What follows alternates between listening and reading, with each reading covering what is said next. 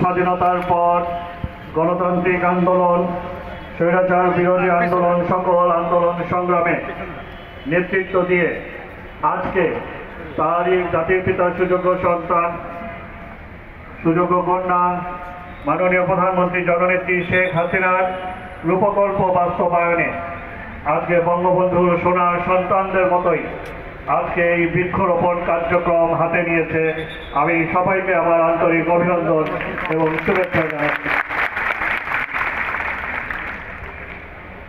মাননীয় প্রধানমন্ত্রী জননেত্রী শেখ হাসিনা যে রূপকল্প দিয়েছেন, সেই রূপকল্পে এই বাংলাদেশে এখন আমাদের সংবিধান রয়েছে 17 ভাগে উন্নীত হয়েছে, যেটা এক সময় 10 ভাগের নিচে ছিল।